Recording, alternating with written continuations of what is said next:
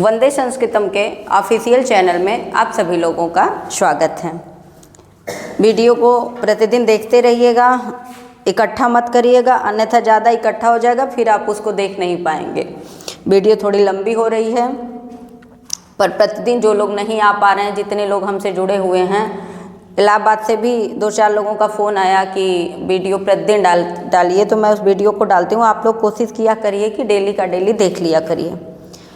कल हम लोग देख रहे थे प्रातिपदिक अर्थवत धातु और प्रत्यय प्रातिपदिकम पृष्ठ 19 पर, बाबूराम सक्सेन पृष्ठ 29 पर आप सभी लोग देख लीजिए। प्रातिपदिक अर्थवत धातु और प्रत्यय प्रातिपदिकम। आपसे परीक्षा में पूछे कि प्रातिपदिक संज्ञा करने वाला सूत्र कौन सा है, तो अर्थवत धातु और प्रत्यय प्रातिपदिकम। कल यहाँ तक हुआ था। आज हमको अगला सूत्र देखना है, पद संज्ञा करने वाला सूत्र। तो सूत्र है सुप्ति कंतम पदम। सुप से क्या बना? सुबंत। सु औजस अमोटस टाभ्याम भिस गेभ्याम भ्यस, यही है। सुबंत कितने होते हैं? 21 होते हैं। हमने कहा कि सुबंत की संख्या जो है वह 21 है। जिसके अंत में सुप आए ना, जिसके अंत में क्या आए? सुप आए, उसको सुबंत कहते हैं। और जिसके अंत में तिंग आए उसको क्या कहते हैं? तिगंत कहते हैं। जैसे सुप का एक उदाहरण लेते हैं। अब है राम। राम शब्द क्या है? ये प्रातिपदिक है। ये क्या है? प्रातिपदिक है ना। कह रहे हैं कि इसके पहले ये प्रातिपदिक है। अब जब राम के साथ इसी राम में क्या लगेगा? सु लगेगा ना।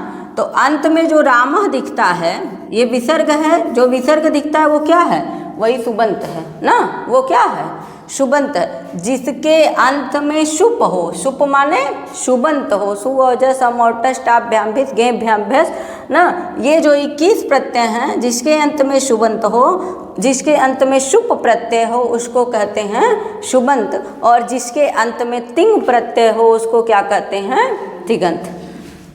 जैसे भू धातु से तिप लगाते हैं ना। भू धातु से क्या लगाते हैं? तिप लगाते हैं, तो क्या बनता है? भवती बनता है। भू धातु से तिप लगाएंगे तो भवती बनेगा। ये है भू धातु। ऊ को क्या हो जाएगा? गुण हो जाता है। ऊ को गुण हो जाएगा। ऊ को गुण होगा तो ओ को तो क्या बनेगा? ओ हो जाएगा। उसके बाद इधर क्या है? तिप है। प का हलंत्यम से इत संज्ञा और लोप हो जाएगा। यहाँ क्या बचेगा? ती बचेगा। अयादि संधि आएगी। ओ को क्या हो जाएगा? अव हो जाएगा। अब यहाँ ऊ चला गया तो भा आधा हो गया है ना। हुआ है कि नहीं? ये अव हो गया। कर्तरी शब्द का आगम होता है। यहाँ प का लोप हो गया, यहाँ बचा हमारा ती। कर्तरी शब्द से सबका यहाँ आगम होता है। भा अव, उसके बाद कर्तरी शब्द से हो गया सबका आगम। सूत्र है, इससे किसका आगम हो गया? सप का। उसके बाद क्या है? ती है। कर्तरी शब्द से सबका आगम होगा। सप में स का किस सूत्र से लोप होगा? अभी पीछे बताया गया है। लसप तद्धिते से लोप हो जाएगा। स का होगा, न कि स के आ का होगा। स में आ भी तो है, तो स के आ का नहीं होगा। प का हलंत्यम से लोप कर देंगे। इसमें क्या बचेगा? अ बचेगा। अब भ, उसके बाद अ मिला दिया जाएगा, भ पूरा हो जाएगा। और ये स में क्या है? यहाँ ले लेते हैं। ये वह भी तो है, ये इसमें जुड़ जाएगा। वह आधा है तो ये इसमें जुड़ जाएगा। उधर क्या है? ती है ना। अब क्या बना? भवती। यही है। अब ये जो अंत में दिख रहा है, जिसके तो अंत में क्या है? तिगंत है कि नहीं है? सुबंत और तिगंत, यही आपकी पुस्तक बोल रही है। करे सुप और तिंग प्रत्ययों में युक्त होने पर कोई शब्द क्या बन जाता है? पद बन जाता है ना। प्रातिपदिक में लगने वाले प्रत्ययों को शुप कहते हैं। राम क्या है? एक शब्द है, ये प्रातिपदिक है ना। और इधर क्या है? ये क्रिया है। भवती क्या है? क्रिया है, धातु है ना। तो कह रहे हैं कि शुप धातु में लगने वाले प्रत्ययों को तिंग कहते हैं। प्रातिपदिक में लगने वाले प्रत्ययों को शुप कहेंगे और धातु में लगने वाले प्रत्ययों को क्या कहेंगे? तिंग कहते हैं। राम में शु प्रत्यय लग करके क्या बना? रामा। ये उदाहरण दिया है, यह पद हो गया। अब रामा क्या हो गया? पद हो गया। ठीक। हाँ, यह पद हुआ। इसी प्रकार भू धातु में तिप तस इत्यादि तिंग जुड़ने से भवति भवता इत्यादि क्रियापद बनते हैं ना। जैसे हमने भू के साथ तिप लगाया, उसी तिप, उसके बाद तस झी, तिप तस झी, सिप थस थ, मिप वस मस। पुस्तक में दिया होगा 18 प्रत्यय याद कर डालिए। 9 परस्मयी पद है और 9 आत्मनेय पद है ना। तिप तस झी, सिप थस थ, मिप वस मस ना। एट वही महिंग तक जाता है, इसीलिए लिखा है शुबंत और तिगंत। फिर देखिए क्या कह रहा है कि इसी प्रकार भू धातु में तिप्तस इत्यादि तिंग प्रत्यय जुड़ने से भवति भवता इत्यादि क्रियापद बनते हैं। इसके अतिरिक्त शु से लेकर कप तक के प्रत्यय सर्वनाम स्थान को छोड़कर अन्य प्रत्ययों के आगे जोड़ने से पूर्व शब्द भी पद बन जाता है। अब इसमें आपको जानना है सर्वनाम स्थान क्या है। सु से लेकर के कप तक के प्रत्यय, सु से लेना है कहाँ तक के प्रत्यय, कप तक के प्रत्यय। तो सु से 1 4 4 जो लिखा है यहाँ से उठाइएगा, फिर लिखा उरह प्रभृतिभ्य कप, 5 4 151 जाएगा, माने 8 अध्याय है ना। तो चौथे अध्याय का लास्ट वाला सूत्र 151 आपकी पुस्तक में दिया हुआ नहीं है, खाली लिख दिया है कप। देखिए लिखा है, कह रहा है कि इसके अतिरिक्त सु से लेकर कप तक के प्रत्ययों में, सु से उठाए माने सुबंत यही है ना, सु से शुरू करेंगे, कहाँ तक, लास्ट वाला प्रत्यय है। यहाँ कह रहा है कि कप तक के, उरह प्रभृतिभ्य कप, लास्ट सूत्र ये है, उरह प्रभृतिभ्य कप, वही लिखा है कप। इसका नंबर है 5 4 151, ये है 5 4 151, ठीक है, चौथे अध्याय का 191वां सूत्र है ना। कह रहा है कि फिर सु आदि सर्वनाम स्थाने। अब आप ये जान लीजिए सर्वनाम स्थान क्या है। पीछे पृष्ठ पे आ जाइए 30 नंबर पे, इम्पॉर्टेंट में भी उसको लगा लीजिएगा। इधर से कुछ इम्पॉर्टेंट हैं जिस पे ध्यान दीजिएगा। जैसे सर्वनाम स्थान को देखिएगा, लिखा है सुड नपुंसकस्य ना, सूत्र मिला क्या, सुड नपुंसकस्य, सु आदि सर्वनाम स्थाने। ये सु आदि सर्वनाम स्थाने कहने का मतलब सर्वनाम स्थान से जो भिन्न होगा, जो सर्वनाम स्थान से अलग होगा, सु से लेकर के कप तक के प्रत्यय जिनके बाद में लगते हों उनकी पद संज्ञा बनेगी। देखिए सु आदि सर्वनाम स्थान को देखते हैं। सर्वनाम स्थान सुड नपुंसकस्य, तो ड के स्थान पे क्या हो जाएगा, ट हो जाएगा। लिखा है सुट, इसको अलग कर दे रहे हैं, सुट अनपुंसकस्य,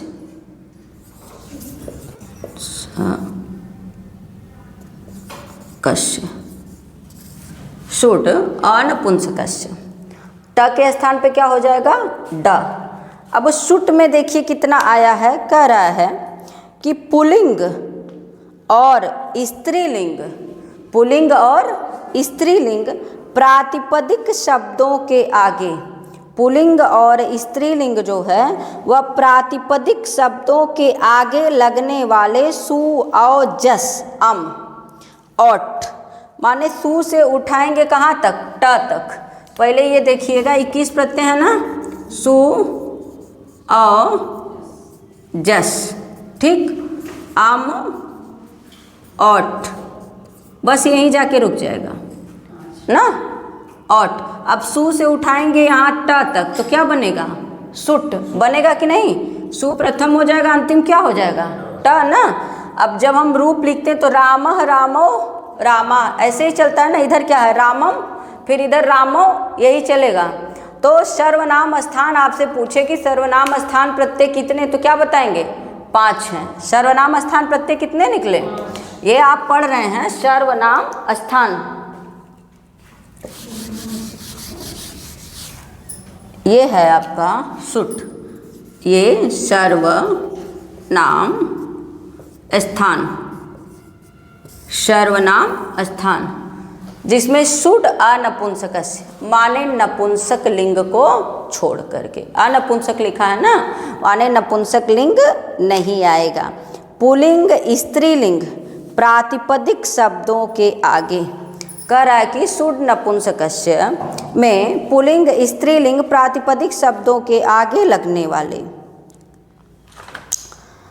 लगने वाले सुट सु और जस अम और विभक्ति प्रत्यय सर्वनाम स्थान कहे जाते हैं। इन 5 को सर्वनाम स्थान कहेंगे। आपसे पूछ सकता है कि सर्वनाम स्थान कितने होते हैं या सर्वनाम स्थान कौन है कौन नहीं है। तो इन 5 के अतिरिक्त यदि कोई रहता है तो फिर वो नहीं है। इन 5 को ध्यान रखें, क्योंकि 21 प्रत्यय हैं, उसमें आपको घुमा सकता है कि सर्वनाम स्थान की संज्ञा कितनी है ना।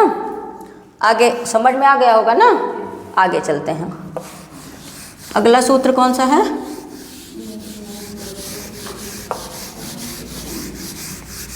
अगला सूत्र अंग संज्ञा है, क्या है बोलिए ना। अंग संज्ञा है ना। यस्मात् प्रत्यय विधि अस्तदादि आदि प्रत्यये अंगम। अंग संज्ञा को देखते हैं, अंग किसको कहते हैं। तो पहले हम इसको तोड़ करके देख लेते हैं। यस्मात् प्रत्यय विधि, यस्मात् प्रत्यय विधि, यस्मात् प्रत्यय विधि अस्तदादि दादि अंगम है। आगे अंगम। यस्मात् प्रत्यय विधि अस्तदादि, यस्मात् प्रत्यय विधि तदादि अंगम। प्रत्यय अंगम क्या कर रहा है? जिस शब्द के आगे कोई प्रत्यय जोड़ा जाए। प्रत्यय वैसे हम लोग क्या बताते हैं, उपसर्ग आगे लगता है और प्रत्यय बाद में लगता है। तो बाबूराम सक्सेना अपनी भाषा में कह रहे हैं, माने ये उनका आगे वाला पार्ट है। जिस शब्द के आगे कोई प्रत्यय जोड़ा जाए, उस प्रत्यय के पूर्व संपूर्ण समुदाय को क्या कहेंगे? अंग कहेंगे। जैसे हम ले लेते हैं भू धातु को ही समझने की कोशिश करिएगा। यस्मात् माने जिसके आगे कोई क्या जुड़े? प्रत्यय। तदादि माने जो आदि में, जो उसके आदि में हो, उसको क्या कहेंगे? अंग कहेंगे ना। अंग किसको कहेंगे? जो उसके पहले वाला रहेगा ना। तदादि आदि, जो आदि वाला रहेगा उसको क्या कहेंगे? अंग कहेंगे। जैसे हम लेते हैं, समझिएगा, नोट नहीं करिए अभी, गुलाब जी ध्यान दीजिएगा। जैसे भू धातु है ना, ये भू धातु जब हम सिद्धि करते हैं तो वर्तमान काल की विवक्षा में होती है भू सत्तायाम धातु से। वर्तमाने लट से यहाँ लट लकार आता है, लट में केवल ल शेष बचता है। अभी फिलहाल हम उसकी चर्चा नहीं कर रहे हैं। आप ये देखिए भू है, उसके बाद यहाँ तिप लगता है। भू धातु से क्या लगेगा? तिप लगेगा। कर्तरी सप का आगम होता है। ये देखिए भू है, ऊ को क्या हो जाएगा? ऊ को गुण होगा तो क्या हो जाएगा? ओ होगा कि नहीं होगा? ऊ को जब गुण होगा, ऊ को क्या होगा? गुण होगा तो ओ हो जाएगा। तिप में शेष क्या बचेगा? ती बचेगा। तिप में शेष क्या बचेगा? ती बचेगा। प का लोप हो जाएगा, ठीक है, हलंत्यम से। उसके बाद ओ को आयादि संधि आती है ना, एचो आय वा या वह। एचो अयवा या वह से एचो अयवा या वह, इस सूत्र से ओ को क्या होता है? अव हो जाएगा ना। और यहाँ हमने अभी कर्तरी शब्द का आगम रोका है, ठीक है। तो यहाँ बना भ, उसके बाद क्या होगा? अव, उसके बाद इधर क्या दिख रहा है? ती, ठीक। अब यहाँ कर लेते हैं कर्तरी भ, ठीक। उसके बाद है अव, उसके बाद है कर्तरी सप से यहाँ सप का आगम हो जाएगा। उसके बाद यहाँ ती, यहाँ तक बात समझ रहे हैं ना। ये जो सप में पा है उसकी हलंत्यम से संज्ञा और लोप हो जाएगा, और जो सा है उसका लसक व तद्धिते से क्या हो जाएगा? लोप हो जाएगा। हम लोग पढ़ रहे थे ना, यदि आदि में सा रहेगा तो उसका ये क्या करेगा? लसक व तद्धिते लोप करता है ना। उस सूत्र से सा का लोप होगा। स में आ भी तो है, तो वहाँ शेष क्या बचेगा? आ बच जाएगा। इधर क्या है? ती है। अब देखिए मिला दीजिए, देखिए भ आव बना। अब इसका संयोग खाली कर दिया जाएगा, इनको मिलाया जाएगा तो भवती बनेगा कि नहीं बनेगा? भा में आ लगा दिया जाए उसके बाद वा में आल कर दिया जाए, ती है, ये है क्या हुआ, भवती। यहाँ बताना हमारा ये उद्देश्य था आपको, कह रहा है कि प्रत्यय के जितने पहले रहेंगे, जितने पहले वाला रहेगा, ये सब क्या हो गया, अंगम। यही क्या है, अंग है। आपकी पुस्तक यही बता रही है, कह रही है कि यस्मात् प्रत्यय विधि तदादि प्रत्यय अंगम, यस्मात् प्रत्यय विधि तदाति अंगम। तो ये सूत्र कह रहा है कि जो प्रत्यय, लिखना चाहते तो लिख लीजिए, जो प्रत्यय जिससे लगाया जाता है, जो प्रत्यय जिससे लगाया जाता है, उस प्रत्यय के लगने पर जिससे प्रत्यय लगता है उसकी अंग संज्ञा होती है। उसकी कौन सी संज्ञा हो जाएगी, अंग संज्ञा। तो आपसे पहली बात तो पूछेगा कि अंग संज्ञा करने वाला सूत्र कौन सा है, तो यस्मात् प्रत्यय विधि तदाति अंगम। आपकी पुस्तक यही करे, ध्यान रखिएगा, थोड़ा सा क्लिष्ट है पर समझ लीजिएगा। जिस शब्द के आगे कोई प्रत्यय जोड़ा जाए, तो ये बताइए, ये सब शब्द लग रहा है ना, इसके बाद ही तो ये तिप प्रत्यय जोड़ा गया है। जिस शब्द के आगे कोई प्रत्यय जोड़ा जाए, उस प्रत्यय के पूर्व, पूर्व माने पहले, तो यही प्रत्यय मिला हमको ना, ठीक। तिप क्या है, प्रत्यय है। तो इसके पहले वाले जितने रहेंगे उसको लिखा है वर्ण समुदाय, कोष्टक में करके लिखा है ना। जो वर्ण समुदाय है उसको क्या कहेंगे, अंग कहेंगे। उसको क्या कहेंगे, नहीं समझ में आ रहा है, गुलाब आवत है कि ना, ठीक है। अंग किसको कह रहे हैं, उस प्रत्यय के पूर्व संपूर्ण शब्द समुदाय को अंग कहते हैं। कोई दिक्कत नहीं है ना, आगे चलें। भा और वा ये अंग हो गया, भा और आ, भा और वा अंग हो गया, और ती प्रत्यय लगा है। ये सूत्र क्या कह रहा है आपका कि तदादि, आदि वाला माने तिप से जितना पहले कुल रह जाएंगे, ठीक है, वो सब क्या कह दिए जाएंगे, अंग कह दिए जाएंगे।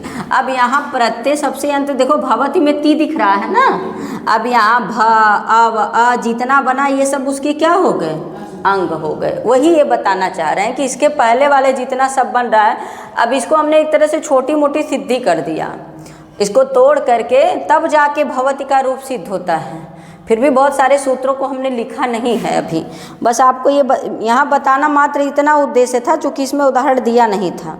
कह रहा है कि जिस शब्द के आगे कोई प्रत्यय जोड़ा जाए ना,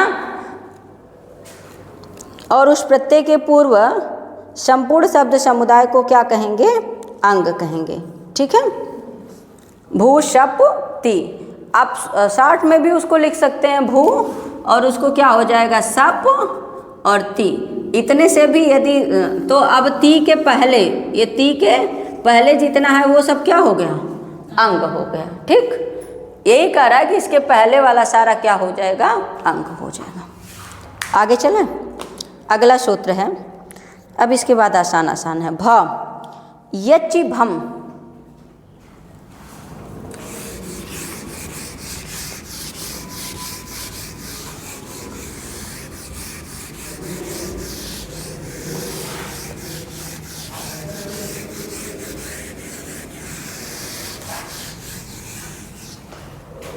चलिए सूत्र बोल रहा है यचि भम, भ संज्ञा करने वाला सूत्र है।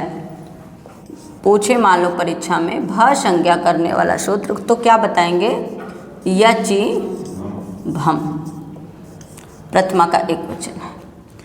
अब देखना यहाँ यह को अलग कर देंगे, फिर क्या है, अचि, मिला, ठीक।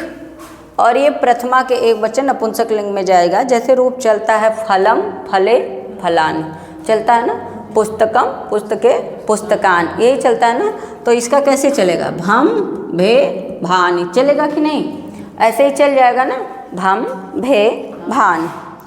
अब देखिए क्या बोल रही है पुस्तक, सु से लेकर कप तक के प्रत्यय, कहाँ से, सु माने सुबंत वाले से उठाना, ठीक। सु से लेकर के कप, उरह प्रभृतिभ्य कप तक, यकार अथवा स्वर से आरंभ होने वाले प्रत्ययों के आगे जुड़ने पर पूर्व शब्द की पद संज्ञा न होकर क्या हो जाएगी, भा संज्ञा होगी। जिसकी पद संज्ञा ना हो करके क्या हो जाएगी, इसकी भा संज्ञा हो जाएगी। अभी हम लोगों ने पढ़ा है इसके ऊपर जो है अंग संज्ञा, अब कह रहे हैं भा संज्ञा। भा संज्ञा क्या आपसे कह रहा है, एक तो ये जान लीजिए कि ये सर्वनाम स्थान से भिन्न है। किससे? सर्वनाम स्थान। तो सर्वनाम स्थान में कितने आए थे? 5 गिने गए थे ना। सर्वनाम स्थान में कितने प्रत्यय आए थे? 5। सु, अ, जस, अम, औट ना। सु से लेकर के औट तक गए थे। तो सुट बना था, सुट अनपुंसक, उसका नपुंसक लिंग को छोड़कर पुल्लिंग और स्त्रीलिंग में प्रयोग होगा।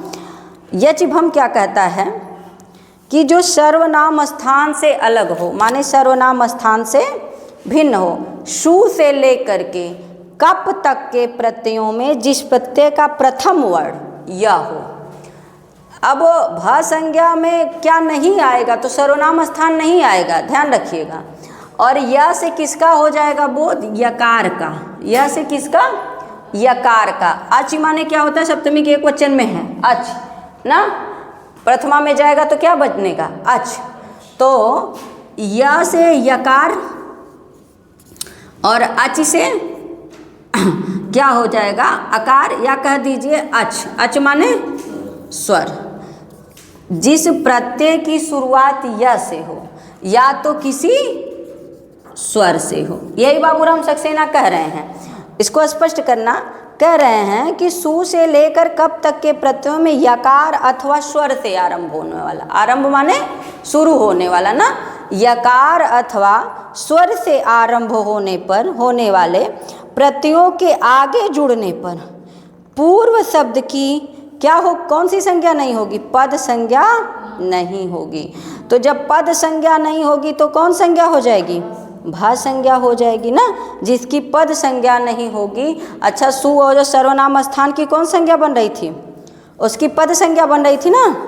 सर्वनाम स्थान जो लग रहा था, तो सर्वनाम स्थान से ये क्या है? अलग है।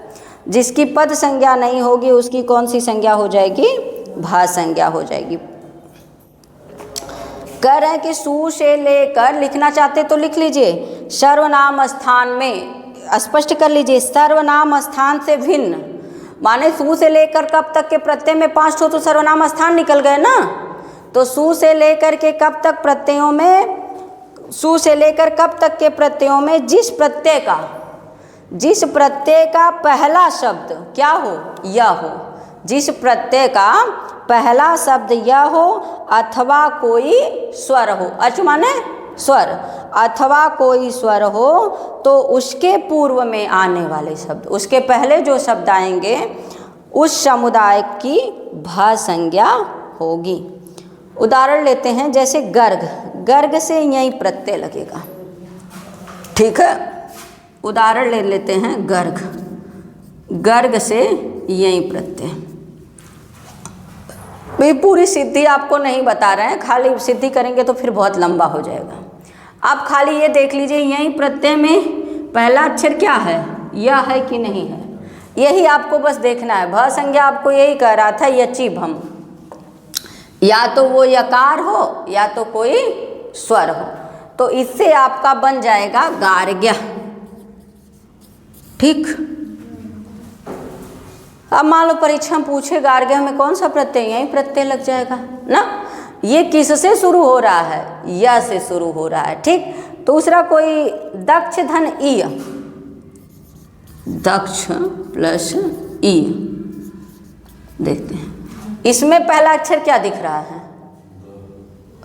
पहला अक्षर प्रत्यय में जाइएगा, ये आपका अच का उदाहरण हो जाएगा। ये किसका है? अच का। इसका बनता है दाक्षी। क्या बनेगा? दाक्षी। ठीक, दक्ष धन ए, दाक्षी। इसमें यकार प्रत्यय पर में होने से गर्ग की भी क्या हो जाएगी? भा संज्ञा हो जाएगी।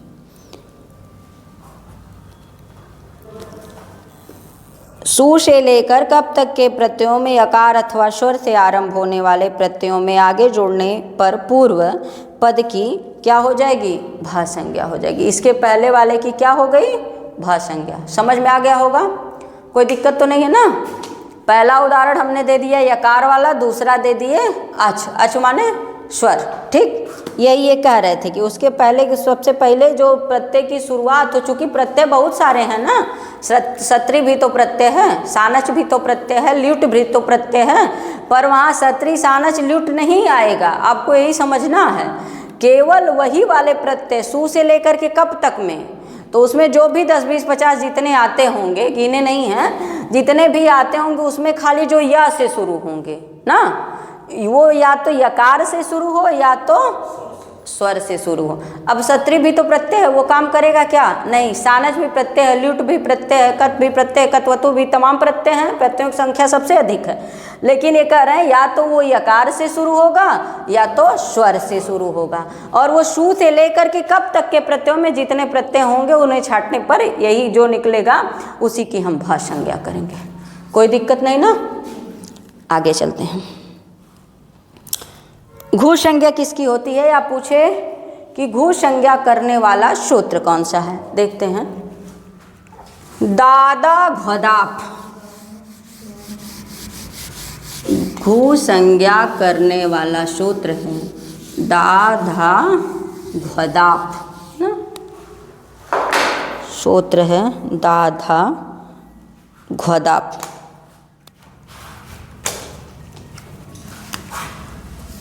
दा धा घ दाप, दादा घदाप। परीक्षा में मानो पूछे कि घू संज्ञा करने वाला सूत्र बताइए, नोट करते जाया करिए जो भी बताते हैं। घू संज्ञा करने वाला सूत्र तो क्या बताएंगे? दा धा घदाप। दा धातु हो, देखिए करें कि दाप और दैप, दाप और दैप। दैप माने काटना, साफ करना। दाप और दैप को छोड़ करके दा और धा स्वरूप वाली धातुओं की क्या हो जाएगी? घू संज्ञा हो जाएगी। जरा इसको तोड़ के देखते हैं हम। इसको दा को अलग कर लीजिए, फिर क्या निकलेगा? धा ना, दा और धा दो मिला, और ये घा है, घा में जब ऊ लगाएंगे तो क्या बनेगा? घो ना। और यहाँ आ को आ के निकाल दे तो क्या बनी? अदाप।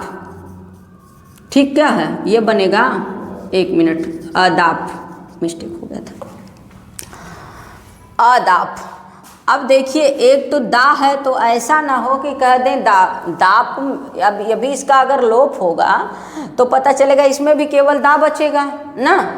अदाप अर्थात दाप नहीं रहेगा। बात समझे? दाप और लगे हाथ देख लीजिए दैप, ठीक। दाप और दैप की घू संज्ञा नहीं होगी। घू संज्ञा किसकी होगी? दा और धा की क्या होगी? घू संज्ञा होगी। हमने यहाँ सूत्र का ऑपरेशन करके आपको समझाने की कोशिश किया है। आपसे पूछेगा घू संज्ञा करने वाला सूत्र, तो कहिए दा धा घदाप ना। फिर मान लो यही ऑप्शन में दे दें कि किसकी घू संज्ञा होगी किसकी नहीं होगी, दा धा अदाप, तो कह दो अदाप, गड़बड़ा जाएगा। फिर अदाप की घू संज्ञा नहीं होगी, जो दाप है उसकी घू संज्ञा नहीं होगी। अब दा भी लिखे, धा भी लिखे और इसी में लिख दे दाप, किसकी घू संज्ञा नहीं होगी? तो दाप की घू संज्ञा नहीं होगी, और दैप की भी घू संज्ञा नहीं होगी। तो ऑप्शन बने ए, बी, सी और ये डी। तो सी और डी वाला ऑप्शन गलत है, ठीक है। किसकी नहीं होगी? और यही अगर घुमा के पूछे किसकी होगी, तो कहिए दा और धा की होगी, और किसकी नहीं होगी तो दाप और दैप की नहीं होगी। कोई दिक्कत नहीं ना, ठीक है। क्या हुआ? इसमें नहीं है। दा धा घदाप, ठीक है। दा और धा की घू संज्ञा। अगला सूत्र देखते हैं। कह रहा है कि दा और धा स्वरूप वाली धातुओं की घू संज्ञा होती है। अगला सूत्र है घा संज्ञा। आसान है ये सब, एक एक मिनट का है, कुछ है नहीं। तरप और तमप, तरप तमपऊ घा लिखा है ना। देखिएगा नंबर 12 है, पृष्ठ 30 पर नंबर 12 है। तरप तमप घ, तरप और तमप ये दो जो प्रत्यय हैं इसकी कौन संज्ञा हो जाएगी? घ संज्ञा हो जाएगी। ऊपर पढ़ रहे थे हम घू संज्ञा, दो है इसलिए द्विवचन लगा है। देखिए तरप तमपौ घ लिखा है ना। तरप और तमप की, तरप प्रत्यय और तमप इन दो प्रत्यय की घ संज्ञा। प्रत्यय बहुत सारे हैं और 4 ठो प्रत्यय लिख देगा, कहेगा कि इसकी घ संज्ञा होती है ना। तो तरप और तमप की घ संज्ञा, वही में ऊपर देखो घू संज्ञा देखा गया, घू संज्ञा घ संज्ञा ना। तो तरप और तमप की घ संज्ञा। कुछ है नहीं इसमें, आगे देखते हैं। विभाषा, विभाषा हम लोग देख रहे हैं, थोड़ा सा बैठ जाते हैं।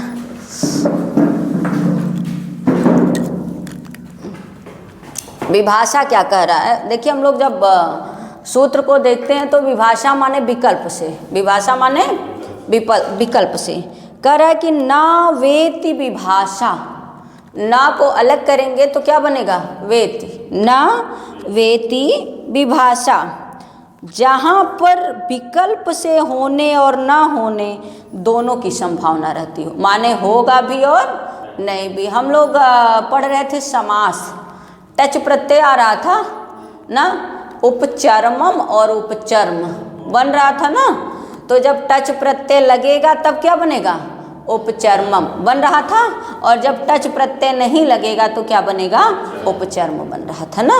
माने वो वैकल्पिक था, हो भी सकता है और नहीं भी। या इसी तरह हम लोग पढ़ रहे थे 16 धातुएं पढ़ रहे थे ना, दो याच पच दंड रुध प्रची ब्रूसास जी मथ मुस निहरी कृष्वाह, ये भी वैकल्पिक थी कि नहीं थी ना।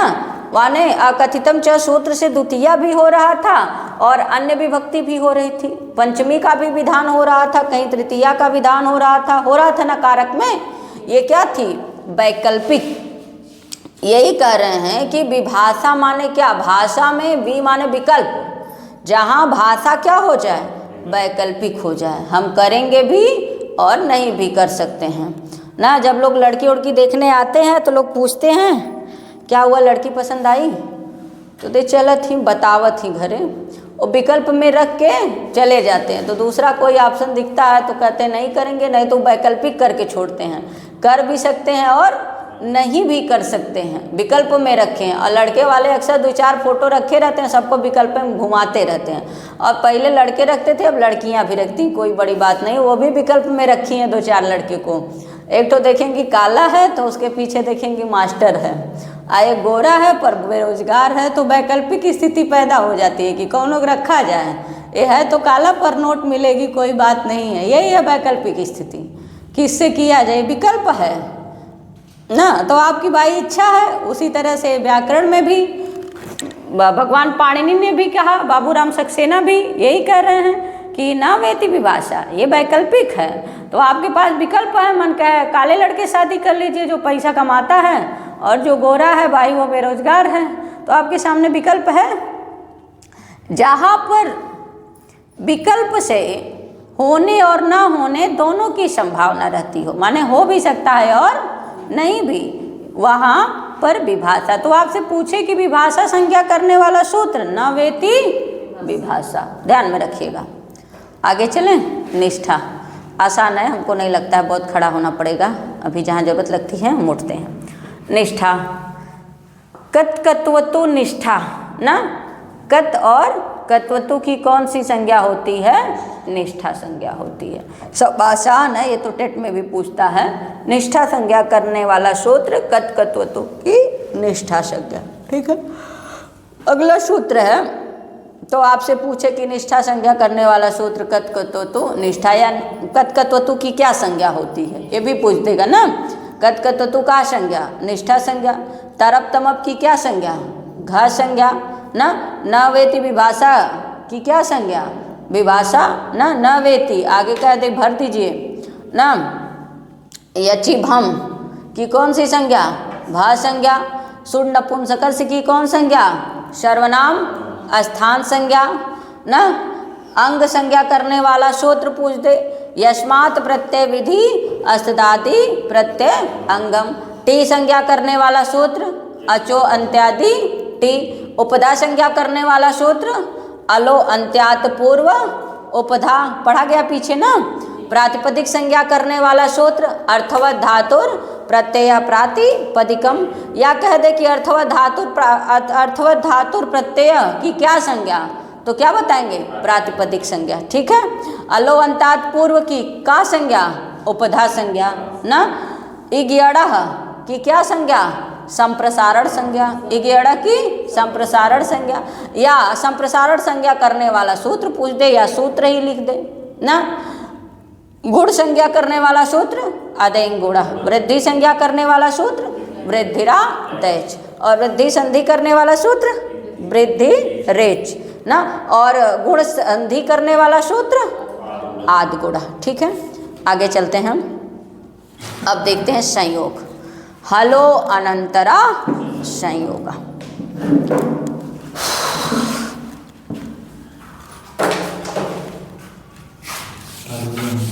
हाँ पढ़ लो तुम भी, बार बार नहीं। ये टेट में भी संज्ञा सब यही रहती हैं, टेट में भी वही है। हाँ ये हुआ नहीं था ना, भेजे नहीं थे बस। संयोग संज्ञा करने वाला सूत्र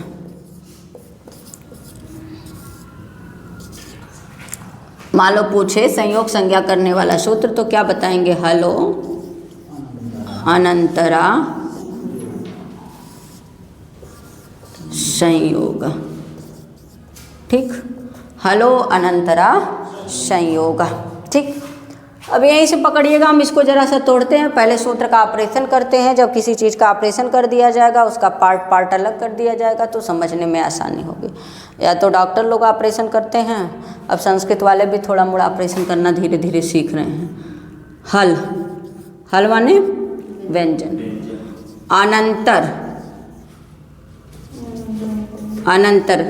अनंतर माने लगातार। ठीक है, अंतर मतलब होता है गैप हो जाना ना, बीच में कुछ गैप हो जाए। और संयोग हो, लेकिन वो कैसा हो? लगातार हो। हम लोग में लोग कहते हैं अरे संयोग से मिलन हो गया, तो यहाँ वो वाला संयोग नहीं लेना है ना, यहाँ लगातार मिलन होना है। दो लोग बतिया रहे हो तो बीच में कोई आना नहीं चाहिए। बीच में यदि कोई आया तो फिर संयोग संज्ञा नहीं बन पाएगी। लोग क्या करते हैं, मान लो दो लोग बतिया रही हैं, दो बहन बात कर रही हैं, चाहे दो दोस्त बात कर रहे हैं, बीच में लोग आ जाते हो, गई बीच में आगे ने बतिये कट गई है। वो बात कटने का यही मतलब है कि व्यवधान उनके सुनने लायक बात नहीं थी, उन्हें शिकायत हो रही थी, तब तक बीच में वही आ गए। तो व्यवधान नहीं होना चाहिए। हलो अनंतरा संयोग। हल माने व्यंजन। ठीक, जहाँ व्यंजन लगातार आए ना। हलो अनंतरा संयोग। जरा सा पुस्तक पढ़ देते हैं क्या कर रहा है। बीच में किसी स्वर के ना रहने पर, बीच में किसी स्वर के ना रहने पर, मान लो लड़का घर पे बतिया रहा है, पिताजी को मान लीजिए स्वर ना, पिताजी को मान लीजिए स्वर, और लड़का बतिया रहा है किसी लड़की से, और पता चला कि आ गए पापा, तो वो व्यवधान हो गए ना, वो स्वर क्या हो गया? व्यवधान हो गया। हम बार बार खाली जिसकी शादी नहीं हुई है उसी का उदाहरण देना ठीक नहीं है, जिसकी हुई है वो लोग भी बतियाते हैं। अगर पत्नी आ गई तो फ़ोन काटना पड़ता है ना, वो पत्नी वहाँ व्यवधान बन जा रही है।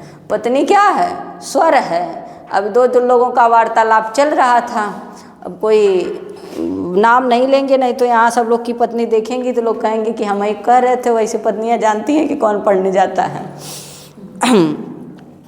नाम नहीं लेंगे, बतियाता कौन है, किसकी पत्नी आती है, अब वही लोग जानते हैं ना।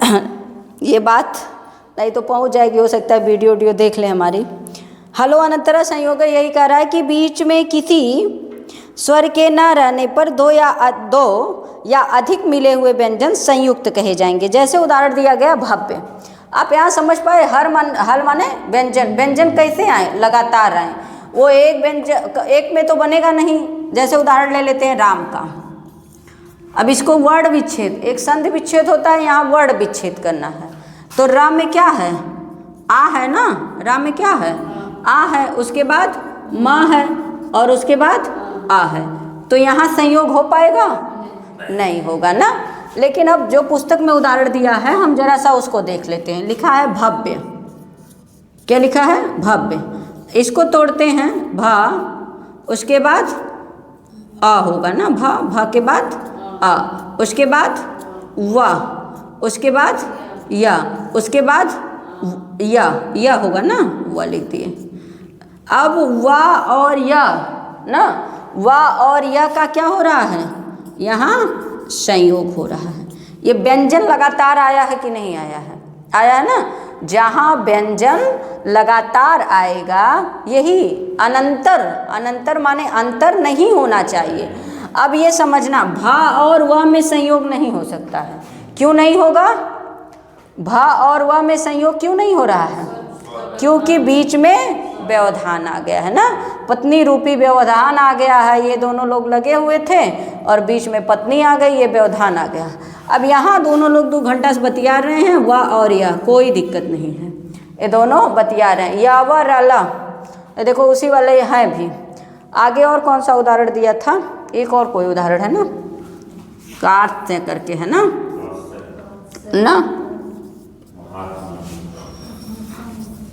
देखते हैं यही है क्या? अब इसको जरा सा तोड़ते हैं। का, उसके बाद आ, उसके बाद ता, उसके बाद सा, फिर ना, फिर या, फिर रा, फिर आ ना। अब देखिए पूरा इतना बड़ा चला जाएगा, जा रहा है ना। वो 1 2 3 4 5 इतना बड़ा लगातार सब बतिया रहे हैं। 4-5 दोस्त मिल करके इकट्ठे वीडियो कॉल पे चल रही हैं ना। अब कोई ऐसा आएगा तभी लफड़ा होगा, नहीं कभी कभी होता है लोग वीडियो कॉल पे इकट्ठे 4-5 लोग मिल के बतियाती हैं। अब घर पे कोई काम करना पड़ा तो सब गुस्साते हैं। वो घर पे मान लो माता जी चिल्ला रही हैं, चाहे सासू माता चिल्ला रही, तो वो स्वरूपी व्यवधान आता है। इसमें कोई व्यवधान नहीं है, सब 4-5 लोग लगी हुई हैं, एक साथ लगे हुए हैं। ता, सा, ना, या, रा ना, यहाँ जा कर के रुकेंगे। अब देखिए का और त का संयोग नहीं होगा, नहीं होगा ना, क्योंकि उसके बीच में स्वर रूपी क्या आ गया है? व्यवधान आ गया है। समझ में आ रहा है? कोई दिक्कत तो नहीं है? ठीक है। आप अपने नाम का भी बना सकते हैं, किसी का भी आप इसका उदाहरण ले। कृष्ण का बन जाएगा ना, कृष्ण का बन जाएगा। क्या और कौन सा उदाहरण दिया है? महात्म्य ना, इसको भी देख ले रहे हैं। महात्म्य, कहाँ गया डस्टर?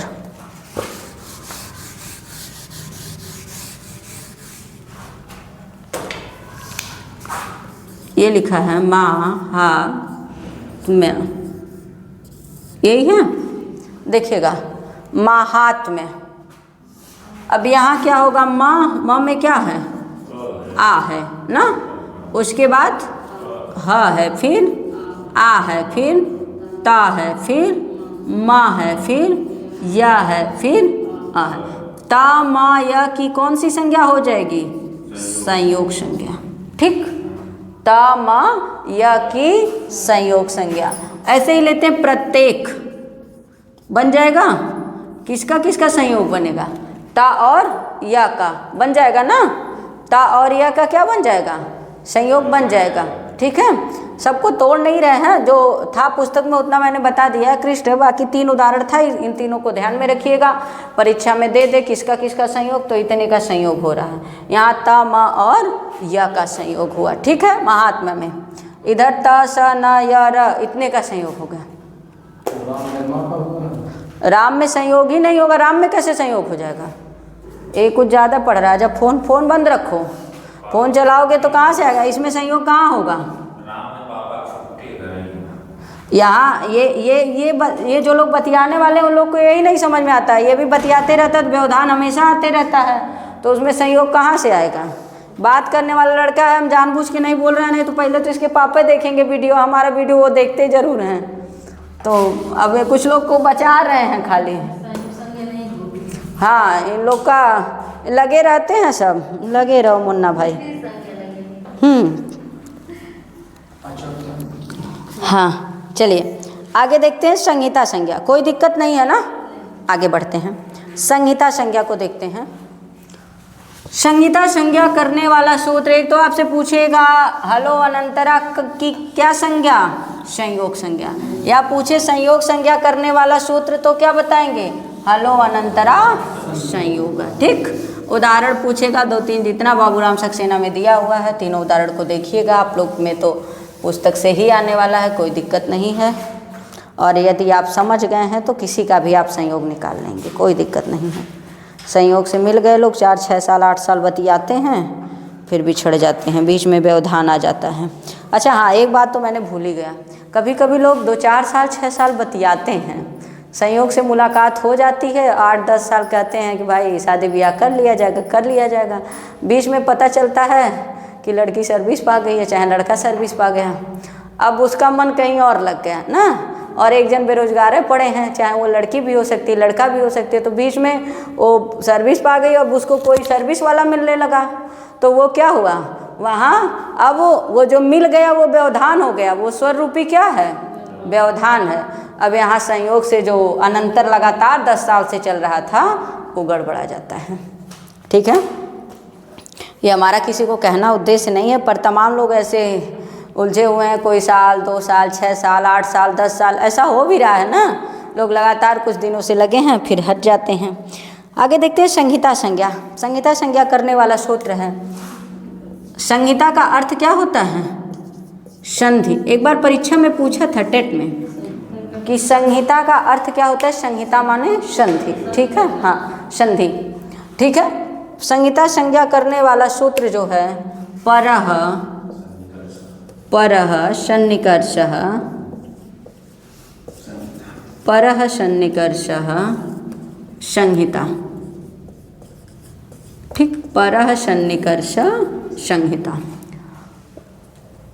देखिए सूत्र है परः, पर माने होता है अत्यंत, पर का अर्थ हो जाएगा अत्यंत, सन्निकर्ष माने समीप या निकट। ठीक, समीप कह लीजिए या निकट कह लीजिए या पास कह लीजिए, सब चलेगा।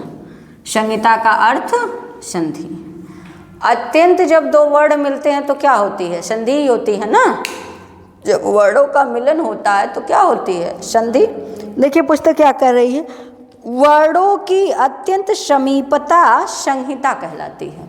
वर्णों की अत्यंत समीपता क्या कहलाती है, संहिता। एक में मिल जाए, पता ही नहीं चले कि ये दोनों अलग अलग थे। जैसे एकदम सरल उदाहरण को लेते हैं, विद्याधन आलय, विद्याधन आलय। अब इधर भी आ है और इधर भी आ है ना, दीर्घ आ और दीर्घ आ है। ठीक, अब ये आ मिल करके ऐसा नहीं होता है कि कोई तीसरा आ लिख दिया जाता है, इसे हा मिला तो आ बन गया, ऐसा तो कुछ नहीं होता है ना। दीर्घ मिलकर भी तो दीर्घ ही रहता है ना।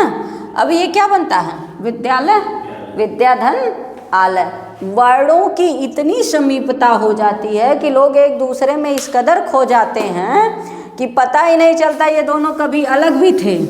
जब तक लोग नहीं मिले रहते हैं तब तक की बात अलग रहती है, फिर जब लोग मिल जाते हैं ना तो वो शरीर 2 होती है, प्राण 1 हो जाता है।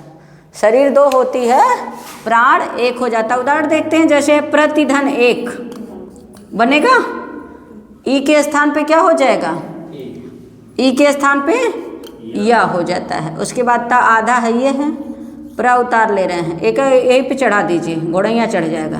का क्या बना, प्रत्येक। अब ये नहीं पता चल रहा ई को या हो गया, ए कहाँ किधर गया, ये सब इस तरह से वर्णों की समीपता हो गई। ये देखिए ए पे चला आया कि नहीं आया है ना। वर्णों का अत्यंत 2 परिवार के लोग अलग अलग रहते हैं, लेकिन वो आ करके एक दूसरे के परिवार में इस तरह घुल मिल जाते हैं कि लगता है कि वो उन्हीं का घर था। हे भगवान।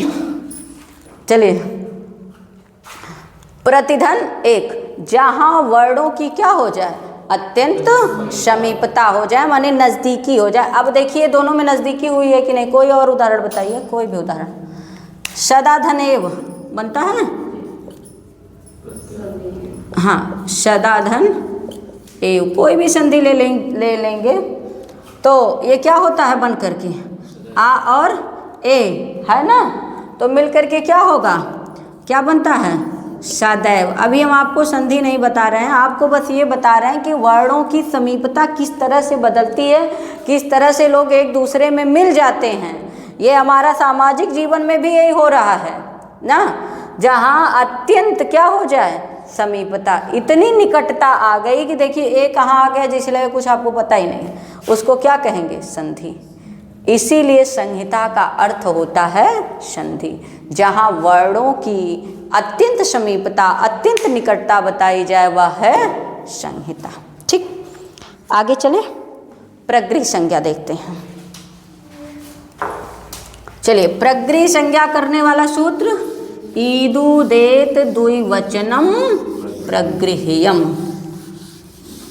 ईदुदेत द्विवचनम प्रगृह्यम सूत्र है। कौन सा बता रहे थे, प्रगृह ना, हाँ प्रगृह, प्रगृह संज्ञा करने वाला सूत्र जो है वो ई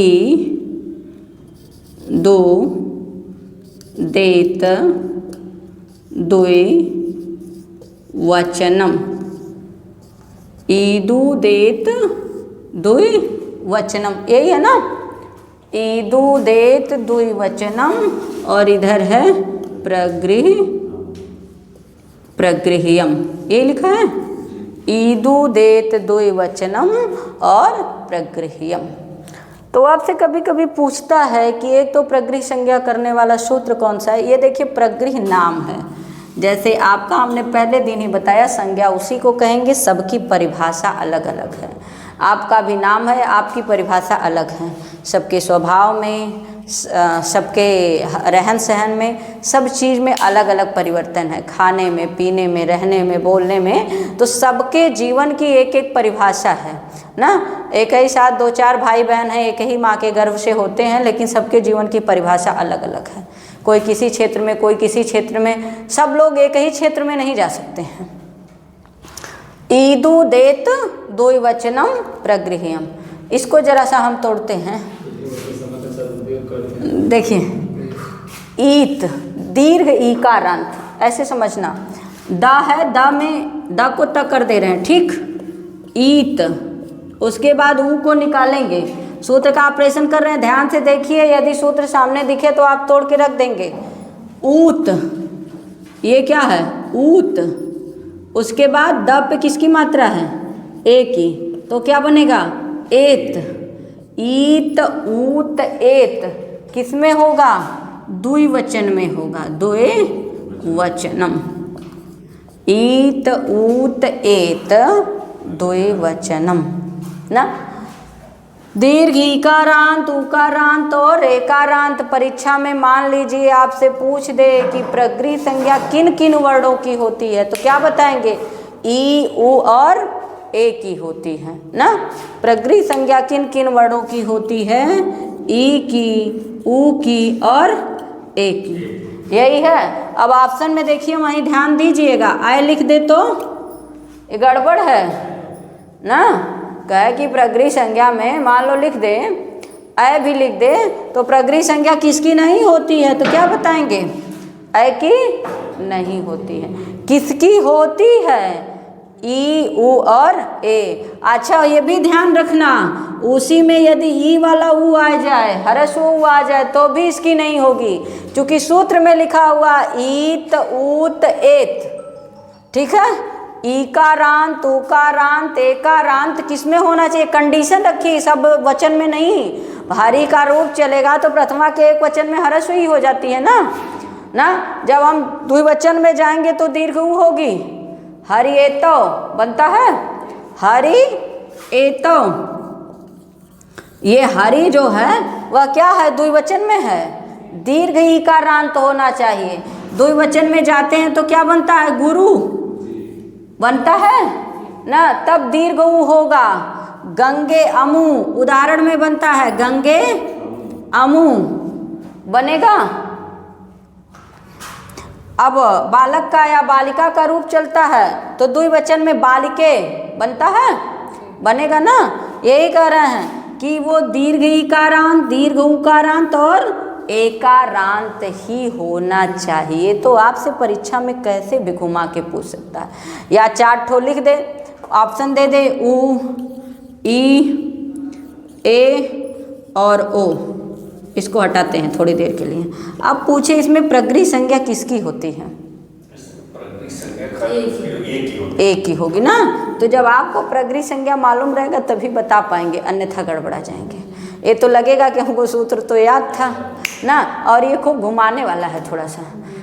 लगेगा कि सरल ही तो था, अब घर आके ध्यान देंगे तो पते जा। और एक चीज़ ध्यान दीजिएगा, परीक्षा में जनरली ना कठिन क्वेश्चन तो मान लीजिए सबसे गड़बड़ हो जाता है। अगर सरल क्वेश्चन आपसे नहीं बना तो जान लीजिए आप परीक्षा से बाहर वहीं होने लगते हैं।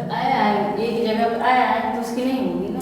नहीं, इसीलिए मैंने बताया ना, ईकारांत, उकारांत और एकारांत ही है ये। यदि यहाँ तपरस तत्कालस से यदि लास्ट में यदि आपको ता हलंत दिखता है, एक चीज़ जान लीजिए आप, कहीं भी लिखा हो बाद वाला यदि ता हलंत रहे तो उसके पहले वाले केवल उसी का बोध करवाएगा।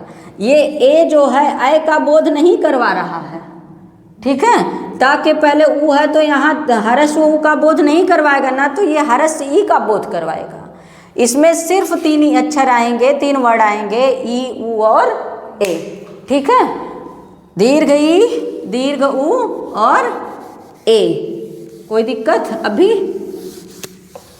कोनो समस्या? बोल आरती। प्रगृह संज्ञा ईदु देत द्विवचनम प्रगृह्यम। देखिए लिखा भी है, ईकारांत, उकारांत, एकारांत किस में होना चाहिए? द्विवचन में। सुबंत अथवा तिगंत पद प्रगृह कहे गए। लभते, लभेते, लभंते रूप चलता है, लभेते बनेगा, एकारांत हो जाएगा ना। लभते, लभेते, लभंते, ठीक है। अब आगे देखते हैं सार्वधातुक प्रत्यय। चलें इस पे। देखिए सार्वधातुक प्रत्यय कौन से हैं?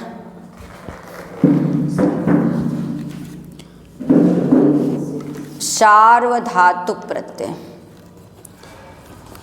तिंग षित सार्वधातुकम। सूत्र क्या लिखा है? तिंग षित सार्वधातुकम। कह रहा है कि धातुओं के आगे जुड़ने वाले प्रत्यय। कौन से प्रत्यय? जो धातुओं के आगे लगते हैं। तिंग षित सार्वधातुकम। बाबू राम सक्सेना में लिख रहा है धातुओं के आगे लगने वाले। आगे जो कह रहा है हम लोग अपनी भाषा में कहते हैं बाद में ना, माने धातु के बाद लगने वाले तिगंत प्रत्यय। तिंग से किसका बोध होगा? कितने प्रत्यय का? 18 ना। तिप तस झी, सिप थस थ, मिप वस मस, ठीक है। ता आताम छ, था साथाम धोम, इट वही महिंग, ठीक है। इसीलिए बनना है तिगंत। तिंग महि पहले में तिप है, तिप का ती लिया गया है, और महिंग का अंगा लिया गया। महिंग में लास्ट में क्या आता है? अंगा आएगा ना। इट वही महिंग, तो महिंग का अंगा लिया गया है। तिप तजी, सिप थस थ, मिप वशमस, त आताम झ, ता साथाम धोम, इट वही महिंग, ठीक। 18 प्रत्यय और सित प्रत्यय होंगे। तो सित प्रत्यय में जैसे हो गया सत्री प्रत्यय, शानच प्रत्यय, ये सब कैसे हो जाएंगे? सित प्रत्यय हो जाएंगे। सप प्रत्यय, स्ना प्रत्यय, चानस प्रत्यय, ये सब सित प्रत्यय हैं। इनकी सार्वधातुक संज्ञा होती है। क्या संज्ञा होगी? सार्वधातुक। तो आपसे अब ये जो तिंग लिखा है तो इसमें 9 परस्मयी होते हैं और 9 आत्मनेपदी होते हैं। कह रहे हैं कि धातुओं के आगे जुड़ने वाले प्रत्ययों में तिंग प्रत्यय, तो आप जानते ही हैं तिगंत धातुओं के साथ लगता है, कोई दिक्कत ही नहीं है ना। इसकी चर्चा बार बार हो रही है कि तिगंत जो है वो धातु के बाद लगते हैं, धातुओं के साथ ही तिगंत लगते हैं। भू धातु से हमने क्या लगाया था? तिप ना। भू धातु से तिप, पठ धातु से तिप लगेगा, पठति बनेगा। पठति पठता पठंत में भी तिप लगेगा, भू धातु में तिप लगेगा। तो कह रहे हैं कि तिंग, सित मतलब समझ पाए? जो सित प्रत्यय हो, जैसे सत्री हो गया, सत्री में सा है ना शुरुआत में, सत्री हो गया, सानच हो गया, स्ना हो गया, चानस हो गया, ये सारे प्रत्यय सत्री प्रत्यय हैं।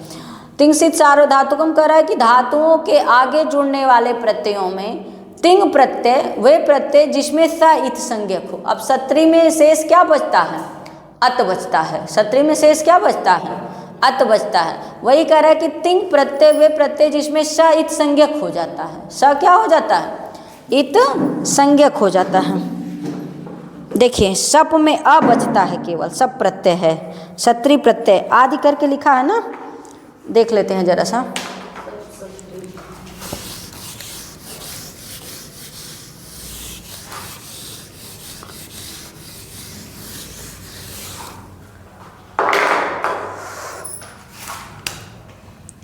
कौन सा सूत्र था? सार्वधातुक है, हाँ, सार्वधातुक प्रत्यय, सार्वधातुक प्रत्यय। तो सार्वधातुक प्रत्यय में कौन से आएंगे? तो परीक्षा में पूछे तो सीधे कर दीजिए तिगंत आते हैं, माने तीन, और क्या आ जाएगा? सित आ जाएगा। तिंग में कितने प्रत्यय हो जाते हैं? 18। किसके साथ लगेंगे? क्रिया के साथ लगते हैं ना, क्रिया माने धातु के साथ, कोई दिक्कत नहीं है। और सित प्रत्यय में आप ले लीजिए, जैसे हो गया सत्री, सानच, हाँ सानच, उसके बाद शप, ये लिखा है ना शप, उसके बाद सत्री, सानच, स्ना, ये सब प्रत्यय हैं। ठीक, कहने का ये मतलब है जिसमें स का लोप हो, जिसमें किसका लोप हो? स का। इसमें भी देखिए स का लोप, सत्री में अत शेष बचता है ना, सत्री में अत शेष बचता है, और सानच में आन शेष बचता है, बचता है कि नहीं? शप में अशेष बचता है ना, इसमें ना शेष बचता है। कहने का ये मतलब है सित उसको कहेंगे जिसमें किसका लोप हो जाए? स का लोप हो। यही तो आपसे पूछेगा सार्वधातुक प्रत्यय कितने हैं, तो कह दीजिए तिंग सित ना, तिंग और सित जो प्रत्यय हैं वो सार्वधातुक। वहीं में तिंग सित के साथ सुबंत लिख दे तो सुबंत सार्वधातुक नहीं है, वो आर्धधातुक। अब इसके अतिरिक्त समझना है आपको, इतने सार्वधातुक हो गए, बाकी बचे प्रत्यय जितने हो जाएंगे वो आर्धधातुक। आर्धधातुक दिया है ना आपने, हाँ देखिए यहाँ तक समझ गए हो, कोई दिक्कत नहीं ना। आर्धधातुक को बता दे क्या लगे हाथ, ठीक है। देखते हैं इसको, संज्ञक पहले ख़त्म करते हैं, उसके बाद बंद करेंगे, तब आगे चढ़ेंगे। देखिए आर्धधातुक प्रत्यय क्या है? जब जैसे सार्वधातुक पढ़िए तुरंत आप आर्धधातुक पढ़ लीजिए। पहली बात नंबर भी वही है, 3 4 113 और 3 4 114 नंबरिंग है इसकी, 3 4 113। और जो आर्धधातुक का नंबर है आर्धधातुक, ठीक है, आर्धधातुक प्रत्यय, तो ये हो जाएगा 3 4 114 ना, 3 4 114 लगातार है। ये कह रहा है आपसे कि जो धातु के बाद लगते हैं, जो धातु के बाद लगने वाले तिंग और सित, पहले देखिए कि सार्वधातुक प्रत्ययों से भिन्न। आपको यही समझना है कि जो सार्वधातुक होंगे वो आर्धधातुक तो नहीं होंगे ना, जो सार्वधातुक से बचा, अब उसके बाद जितना बचा वो सारे प्रत्यय क्या हो जाएंगे? आर्धधातुक हो जाएंगे ना। आर्धधातुक तिंग और सित, सार्वधातुक प्रत्ययों से जो शेष बच गया वो आर्धधातुक। जैसे तब्यत है, तब्यत भी प्रत्यय है ना, सित में तो नहीं आ रहा है ना, इसमें आया था क्या? नहीं आया है ना। तब्यत हो गया, अनियर हो गया, कत्वा हो गया, लेप हो गया। अब यही देखिए आपको ध्यान देना है परीक्षा में कि इन 18 में देते, तिगंत में ये 18 यहाँ गिन दिए गए हैं ना। तो तिप्तस जी सिप्थस्थ में पुष्मस्त आताम झ थाशा थाम धोम इट वही महिंग, इतने को तो कह देगा कि ये सार्वधातुक है। और यदि इसमें सत्री हो गया, सानच ऑप्शन में दे दिया है, अब वहीं सत्री सानच शक, मान लीजिए लिख दे कत्वा प्रत्यय, स्ना को हटाते हैं, यहाँ लिख दिया कत्वा प्रत्यय। अब पूछे कि कौन सा इसमें आर्धधातुक है, कत्व। जब आप इसको इतने बारीकी से पढ़े रहेंगे तो सही बता पाएंगे, अन्यथा गड़बड़ा जाएंगे। क्वेश्चन बनाना उसका काम है, वो बना सकता है। आपके बाबूराम सक्सेना से ही बनाएगा, दूर जाने की जरूरत नहीं। बाबूराम सक्सेना में भी 2 उदाहरण दे दिया था ना, दिया है कि नहीं? सप हो गया, सत्री हो गया। किताब से भी पूछेगा तो भी हम कहते हैं सानच इत्यादि हमने अपने से बताया, तब भी तो 2 ठो दे देगा ना, सप और सत्री देगा ना। किताब में लिखा है, आप ये भी नहीं कहेंगे बाबूराम सक्सेना में नहीं दिया हुआ था ना। और तिगंत में आपको इतना जानना पड़ेगा, तिगंत तिप्त जी सिप्थस था, ठीक। अब आर्ध धातु को इन्होंने स्पष्ट कर दिया कि धातुओं में जुड़ने वाले शेष, तो शेष क्या, जो सार्वधातुक से बच गए, अब वो सारे क्या हो जाएंगे, आर्ध धातुक हो जाएंगे। तो आर्ध धातुक में अब आप जोड़ेंगे, इसीलिए देखिए लिखा नहीं कौन सा आर्ध धातुक होगा। कत्वा हो गया, कत्वतु हो गया, केलिमर हो गया, तमाम प्रत्यय हैं कि नहीं है ना। तुमुन हो गया, लेप हो गया, ल्यूट हो गया, है कि नहीं है, सब है ना। तिन हो गया, घ्यय हो गया, ये सारे प्रत्यय क्या कहे जाएंगे, आर्ध धातुक कहे जाएंगे। क्या कहे जाएंगे? कुछ प्रत्ययों को ऐसे लिखते नहीं भी लिखते चलिए तो भी कोई बात नहीं है। आप ये ध्यान रखिए, यदि आपको सार्वधातुक पता है तो इसके अतिरिक्त जो आएगा मतलब आर्ध धातुक होगा ना। यदि एक आपको मालूम है कि ये हमारे बच्चे हैं, अपने बच्चे को आप पहचान रही हैं, तो और बच्चे को नहीं मालूम है तो भी आप अपना पहचान ली तो वो हमारे नहीं हैं, ऐसे भी तो निकल जाएगा। लोग गाय चराने जाते, भैंस चराने जाते, सबकर भैंस सब ना चिन्हला, अनंत सबकर गाय सब चिन्हला, सबकी पहचानते हैं लोग, नहीं पहचानते। लेकिन अपने गाय भैंस को लोग पहचानते हैं, हर आदमी पहचानता है कि हमारी वाली गाय है। तो बहुत तमाम गाय हैं उसमें, उस गाय में आप अपनी गाय ले लिए तो बाकी गाय खुद ही निकल जाएंगे कि ये और लोगों की गाय है ना। आपने अपना निकाल लिया तो आप ऐसे मान के चलिए कि जो सार्वधातुक है वो आपका है। अब इससे जो अर्ध धातुक बचा वो छोड़ दीजिए, नहीं भी है तो भी आपका काम चल जाएगा कि जो तिगंत थे वो सार्वधातुक थे ना। तिगंत क्या थे, सार्वधातुक थे। सत्री शब्द जो है सार्वधातुक, इसके अतिरिक्त कत्वा, कत्व, तुमुन, लेप कुछ भी आ जाए तो वो अर्ध धातुक हो गए, कोई दिक्कत नहीं ना। आगे देखिए, देखते हैं शत। शत, तौ शत, सत्री और सानच दोनों को क्या कहते हैं, सत संज्ञा करते हैं। एकदम आसान है, इसमें कुछ ज़्यादा बताना नहीं है। सत संज्ञा किसकी होगी, सत्री और सानच प्रत्ययों की सत संज्ञा होगी। ये वर्तमान कालिक कृदंत है ना, सत्री धातुओं के साथ लगता है ना, ये सब कृदंत माने क्या, धातुओं के साथ लगने वाले प्रत्यय हैं। तौशत, सत्री और सानच दोनों का नाम क्या हो गया, तौशत। सत संज्ञा करने वाला सूत्र जो है सत्री और सानच। अनुनासिक को देखते हैं, कोई दिक्कत नहीं है ना, इसमें है ये क्या है बताना। अगला सूत्र है अनुनासिक संज्ञा है। अनुनासिक संज्ञा देखते हैं, ये भी पूछता है कभी कभी। अनुनासिक, अनुनासिक संज्ञा करने वाला सूत्र जो है वो मुख नासिका वचनो अनुनासिक। मुख नासिका वचनो नो नु नासिक। मुख नासिका वचनो नो नासिक, ठीक है। सिक्का, मुख और नासिका माने नाक।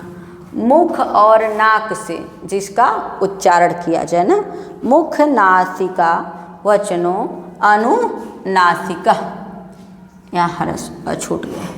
मुख नासिका वचनो अनुनासिका, तो यहाँ जरा सा देख लेते हैं। मुख, ठीक, मुख और नासिका माने नाक, और वचन माने बोलना। जिसको हम मुख और नाक दोनों से बोलते हैं उसको क्या कहते हैं, अनुनासिक। अनु माने होता है अनुकरण करना और नासिक माने होता है नाक। अनुनासिका उसको क्या कहेंगे, अनुनासिका या अनुनासिक कह लीजिए। मुख नासिका वचनो अनुनासिका, जिसको हम मुख और नाक दोनों से बोलते हैं उसको क्या कहते हैं, अनुनासिक। जैसे वर्ग का 5वां अक्षर है ना, यामा गाड़ा नामा। और एक आध लोग आप गांव में देखते होंगे वो नाके में बोलबे करते हैं ना। कुछ एक लोगों में मान लीजिए कोई विकार है तो वो लोग नाके में बोला कहाँ हूँ, कहाँ जाता हूँ, बोलते हैं कि नहीं, कुछ कह लूँ हम ऐतना कह लें पेट में फोन ले गया हाँ, ऐसे लोग बोलते हैं ना। वो नाक में, अच्छा हमको आपको नहीं समझ में आएगा, लेकिन नाक वाले भी लोग आप लोग भी देखे होंगे, ऐसी बात नहीं है। मुख नासिका वचनो अनुनासिका, जिन वर्णों का उच्चारण मुख और नासिका दोनों से होता हो, जिसका उच्चारण मुख और नाक दोनों से होता हो, उन्हें क्या कहेंगे, अनुनासिक कहेंगे। उन्हें हम अनुनासिक कहेंगे। जैसे अ, आ, ए, ला। अब आ के ऊपर देखिए ये लगा है आ, ए, उसके लिए थोड़ा नाक में खींच लीजिए, या फिर वर्ग का 5वां अक्षर ले लीजिए अंगा, फिर इया, अड़ा, ना, मा बनेगा, अंगा इया अड़ा ना मा ना। मुख नासिका वचनो अनुनासिका, अनुनासिक वर्ड, इनमें भी नासिका की सहायता लेनी पड़ती है। कुछ अनुनासिक होता है, कुछ निरनुनासिक होता है ना। जो अनुनासिक नहीं होता वो निरनुनासिक होता है। जैसे क, ख, ग, घ, इसमें नाक की सहायता नहीं लेनी होती है ना, केवल मुख की सहायता लेनी होती है। आगे हम जब वर्णों का उच्चारण, स्थान इत्यादि पढ़ाएंगे तो वहाँ आपको बताएंगे। मुख नासिका वचनो अनुनासिका, जिन वर्णों का उच्चारण मुख और नासिका दोनों से होता है उन्हें क्या कहेंगे, अनुनासिक कहेंगे। फिर क्या कह रहे हैं, यह अनुनासिक चिन्ह के द्वारा प्रकट किया जाता है। किसके द्वारा, अनुनासिक चिन्ह के। ये देखिए अनुनासिक वाला चिन्ह हो गया, ठीक। यह अनुनासिक चिन्ह के द्वारा प्रकट किया जाता है, ठीक है, क्योंकि इनमें भी नासिका से सहायता ली जाती है। यहाँ तक समझ में आ गया होगा। अब देखते हैं सवर्ण संज्ञा, ठीक है। इसी संज्ञा को पढ़ा करके तब रोकते हैं, फिर आगे बढ़ेंगे। सवर्ण संज्ञा को देख ले रहे हैं, बस ज़्यादा टाइम नहीं लगेगा। इतना समझ में आया ना, कोई दिक्कत नहीं हो रही है ना। हाँ, बताते रहिएगा, यदि समझ में ना आए तो हमें, आप लोग की गलती नहीं होगी, फिर हमको लगेगा हमारे पढ़ाने में कमी रह गई। सवर्ण संज्ञा, तुल्यास्य प्रयत्नम सवर्णम, सूत्र होगा ना, तुल्यास्य प्रयत्नम सवर्णम, तुल्यास्य प्रयत्नम सवर्णम। सूत्र है तुल्यास्य प्रयत्नम और क्या है, सवर्णम, ठीक है। तुल्य अलग करते हैं, तुल्य माने बराबर या समानता दिखाई जाए ना। तुल्य का क्या अर्थ होता है, बराबर या समानता दिखाई जाए, तुल्यास्य। और आस्य का क्या अर्थ हो जाएगा, आस्य माने होता है उच्चारण, ठीक, उच्चारण। और प्रयत्नम, ये जो प्रयत्नम है इसमें आपका आएगा आभ्यंतर प्रयत्न, आभ्यंतर प्रयत्न, ठीक। जिसका उच्चारण स्थान और आभ्यंतर प्रयत्न सवर्ण माने होता है समान, सवर्ण माने समान। जिसका उच्चारण स्थान और आभ्यंतर प्रयत्न, नोट कर सकते हैं, जिसका उच्चारण स्थान और आभ्यंतर प्रयत्न,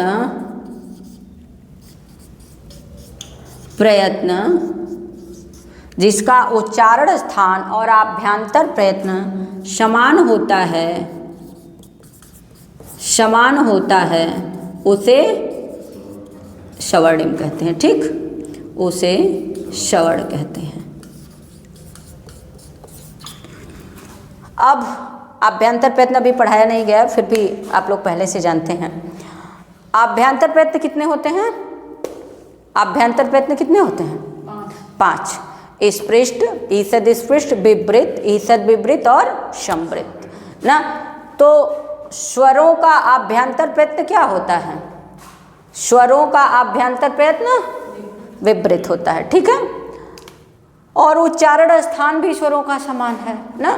जिसका उच्चारण स्थान और आभ्यंतर प्रयत्न समान होगा उसको क्या कहेंगे? सवर्ण कहेंगे। देखते हैं पुस्तक क्या कह रही है जरा सा। जब दो या उससे अधिक वर्णों को उच्चारण स्थान, मुख विवर में स्थित तालवा आदि और आभ्यंतर प्रयत्न समान या एक हो तो उसे परस्पर सवर्ण कहते हैं। ठीक, कोई बात नहीं। उदाहरण को देखते हैं। जैसे हम ले लिए अ और हो गया आ। अ का उच्चारण स्थान क्या होगा? कंठ हो जाएगा, ठीक। और आ का क्या होगा? उसका भी कंठ, ठीक। इन दोनों का उच्चारण स्थान समान मिला। आभ्यंतर प्रयत्न में जाएंगे, जो अ का आभ्यंतर प्रयत्न है वही आ का भी तो है ना। माने इन दोनों का उच्चारण स्थान और आभ्यंतर प्रयत्न दोनों क्या हो जाएगा? समान हो जाएगा। इसलिए ये एक दूसरे के क्या हो गए? सवर्ण हो गए। इसी तरह हम कोई भी ले लेते हैं, ई या ई, ये भी एक दूसरे के सवर्ण हो जाएंगे। लेकिन एक चीज ध्यान रखना, आ और ई क्या ये सवर्णिम है? बताइए। आ और ई यदि आ जाए परीक्षा में कि ये एक दूसरे के सवर्णिम है कि नहीं? नहीं है। क्यों नहीं हो रहे हैं? क्योंकि आ का उच्चारण स्थान क्या है? कंठ है। ई का उच्चारण स्थान क्या है? तालु है ना। तो जब उच्चारण स्थान ही नहीं मिला तो कहाँ से सवर्ण हो पाएंगे? एक तो मिल रहा है, आभ्यंतर प्रयत्न तो मिल जाएगा, विवृत मिल जाएगा ना।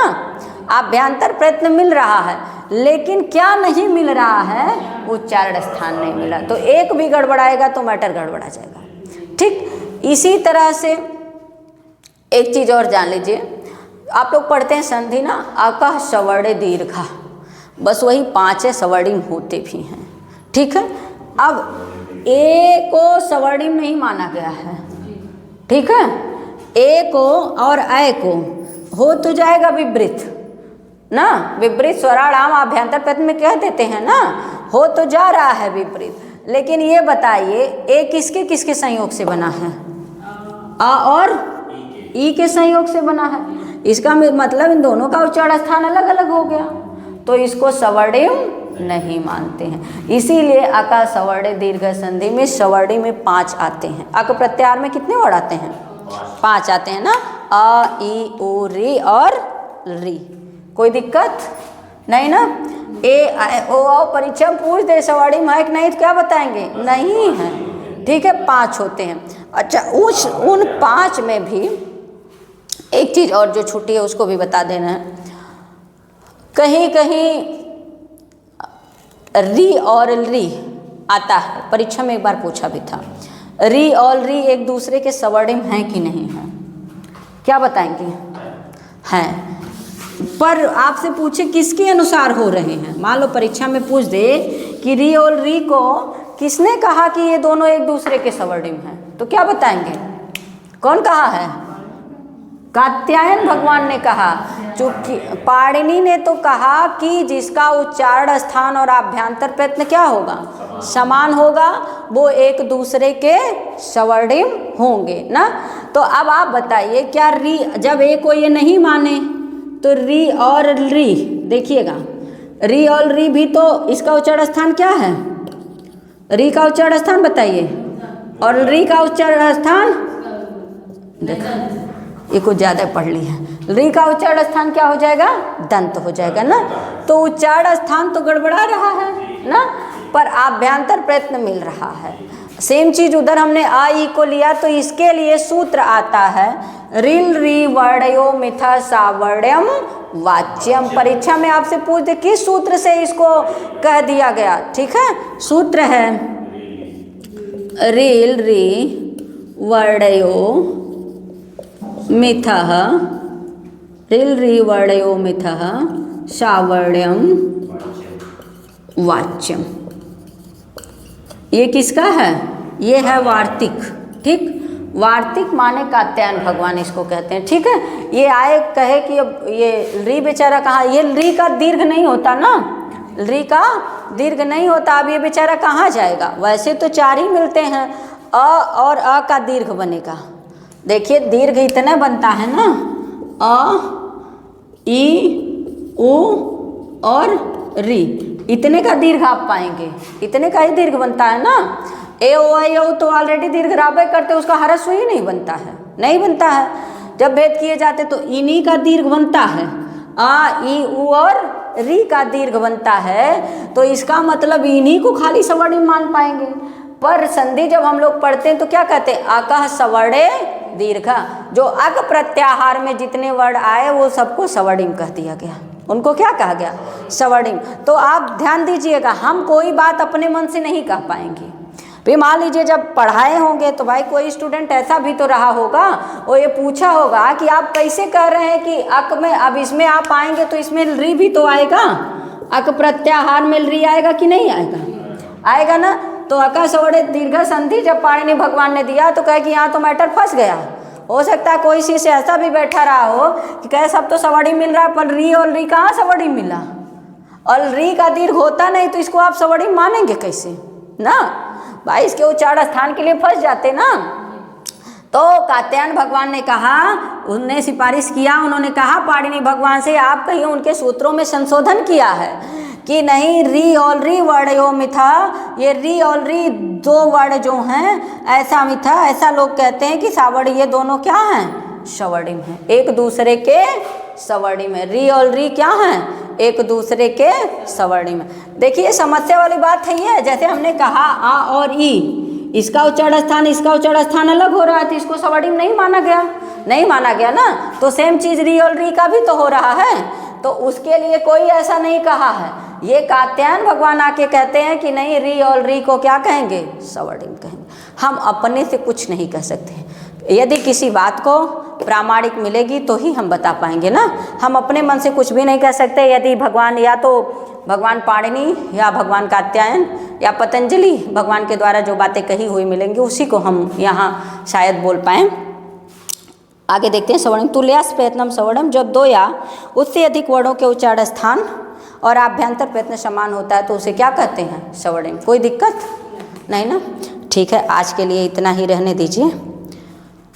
आप लोग वीडियो को पूरा देखिएगा।